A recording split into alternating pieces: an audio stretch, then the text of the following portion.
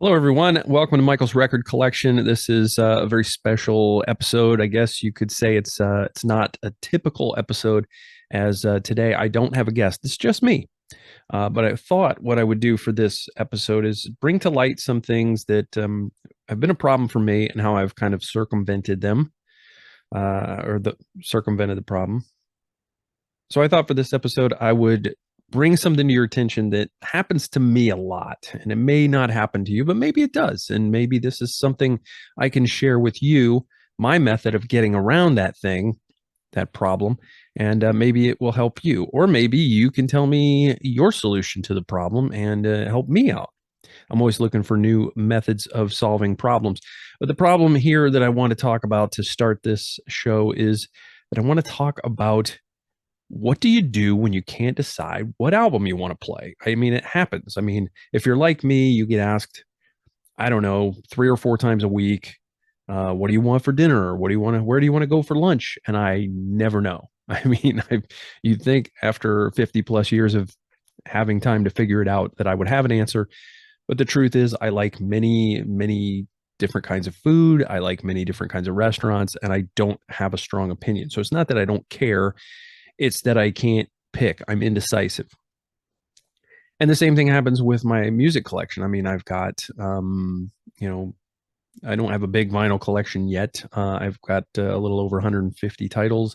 I've got 1,300 plus CDs, various Blu-rays and DVD audio discs and box sets and things. And sometimes you just can't figure out what you want to listen to.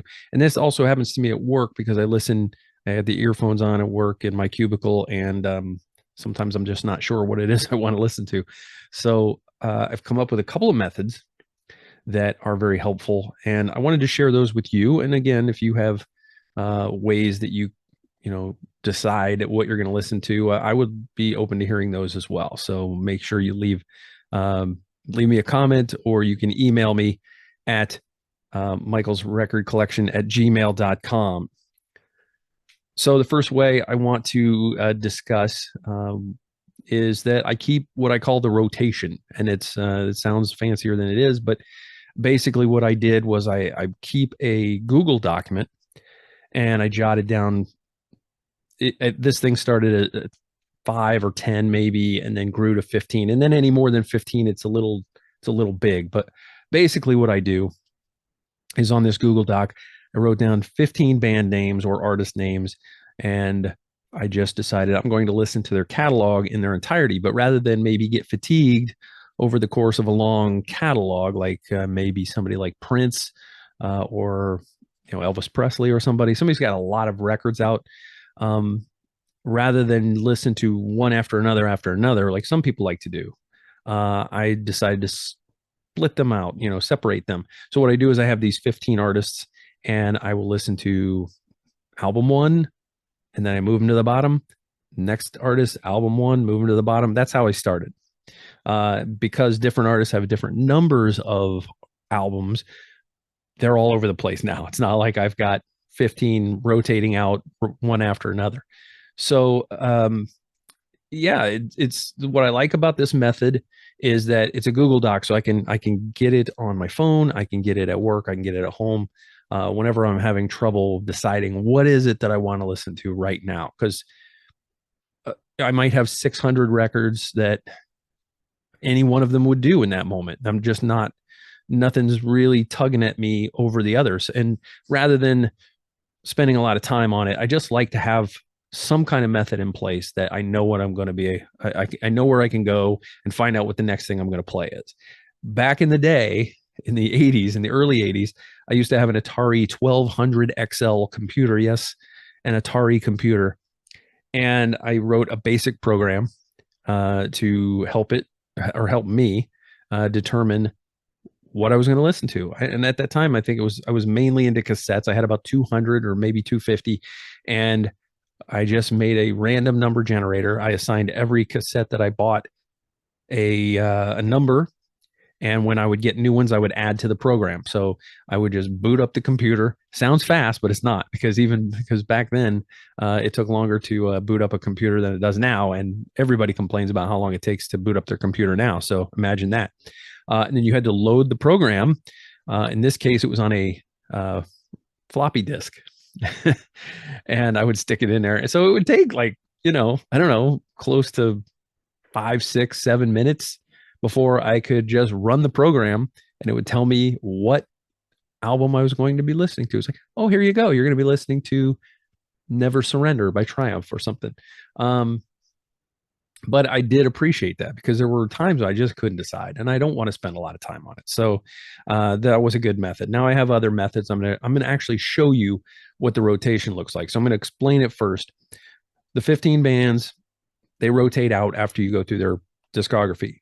At the end of that line, like I'll have the name of the band or the artist, and in parentheses I'll have where I left off because I'm old and I forget things. So what was the last one I listened to? Usually I remember anyway when I look at the discography, but sometimes I don't. And it's good to have that information handy. And it's also good to keep that information handy if I'm at work because I have to stream it. And sometimes a streaming service may not have a record from a particular artist. So I may have to skip some. But anyway, it still works. The method still works. And then at the end of that, each line, I'll have replace with, and then the next artist that's going to take that band's place when I've gone through their discography. And I'll show you that in a minute. And then at the bottom is where I keep all the extras. It's like I always keep refreshing and adding bands. And sometimes, I mean, some bands have been on this list a few times, bands that I really like. And some not so much. Some I'm listening to for the first time. Some I'm listening to for the last time. Also, if I'm just not into them, sometimes that happens. But I like to check out bands that I haven't checked out, bands especially that I've always meant to check out but never got around to. And then it's a good way to get into a discography of a band that you haven't listened to in a while. Maybe something you were really into in junior high or high school, and then kind of forgot about them for a while or whatever. But I like the variety, and I like that I don't have to listen to one after another of the same band. Sometimes I'm in the mood to do that, but often I'm not. I like a little variety. So I'm going to see if I can share my screen here. And if I can do that, here we go. So what you're looking at now, hopefully, is you're looking at the bands to listen to.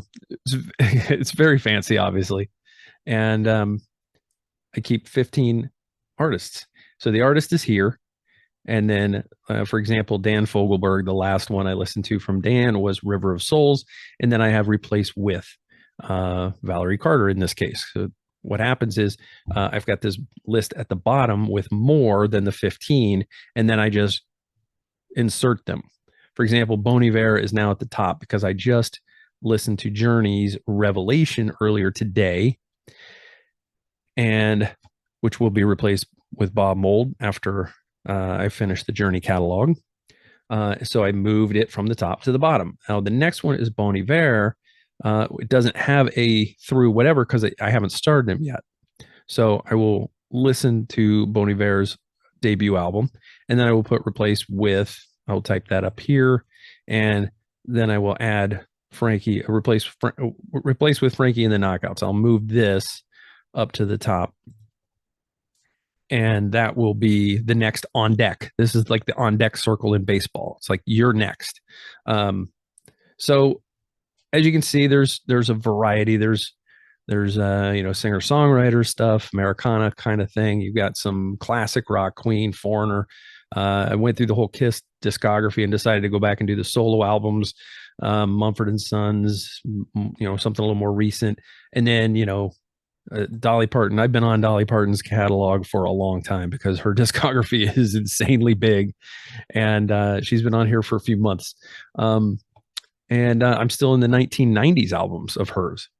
So I've got a replacement for all of these. And then here's another one that I finished up the previous artist, and I have never checked out Halloween. Never. I've heard 2 or 3 songs maybe, and I don't remember. I remember them being okay. So I thought I'd check them out. I don't even remember how they sort of got back on my radar, but that's what happens. I will hear the name of a band or artist, and I will jot it down. I will hear somebody mention it, either a friend of mine or maybe something online. And I will say, oh, I haven't heard them for a while, or, oh, I always been meaning to check out their catalog. And some of the best things I've done is or best things I've discovered is through this method, because I recently went through UFO, really loved what I heard in their catalog. Um, Same with Nazareth. I had only heard a few albums, but I've now gone through their full discography, becoming a big Nazareth fan. And this one, Michael Schenker Group. Um, and I just called it MSG because I threw the Macaulay Schenker Group albums in there in the middle as well. Just went chronologically, and see, you can get some things that are, um, the on deck person is nothing like the band that they're replacing. And then sometimes you get these runs like Kim Carnes and Dolly Parton in the 80s probably weren't that dissimilar stylistically, I guess. But anyway, that's the methodology. 15 bands to listen to. The on deck circle is next. And then this list has been as short as, I mean, it's been as short as one or two, but it's also been as long as like 30. So it does kind of come and go, and it just depends on what I've heard recently, what people are mentioning. If an album has an anniversary and somebody mentions it on Twitter, I'll go, oh well, yeah, it's been a while since I've listened to them, or maybe I've never heard their full discography. So um, some of them are short. You might get some bands with only a couple albums. Other ones you might listen to 40, 50 albums. Um, it's just the way it goes. But this is one way that I have always been able to, I've been doing this probably for the last year and a half, maybe longer. It's a great way to just keep a constant list of stuff that you can listen to when you don't really know what you're in the mood to listen to. Is it dumb? Probably, but it's one of my methodologies, and it works for me. So anyway, back to me. Um, Again, you can make it as complex and artistic as you want. You can change the number of artists, whatever you want to do, whatever works for you. This works for me, and it doesn't need to be fancy. Just a regular Google Doc is fine with me. Another method that I like to use is what I call the milestone method. And that's, if you're like me and you're online a lot and you follow a lot of maybe artists and maybe music outlets, a lot of times they'll post when it's somebody's birthday or when an album is celebrating some anniversary. And so what I like to do is I like to play those, something from those artists on their birthday, or like an album on its anniversary. For example, just earlier this week, I was saw that it was the 46th anniversary of this release, Rush, A Farewell to Kings, and I decided to play it on its anniversary, and it kind of gives it more meaning when you're playing it like on the day it came out, or some other anniversary, or on the artist's birthday. So I feel like that's a good way to be spontaneous, because you don't know from one day to the next what might come up.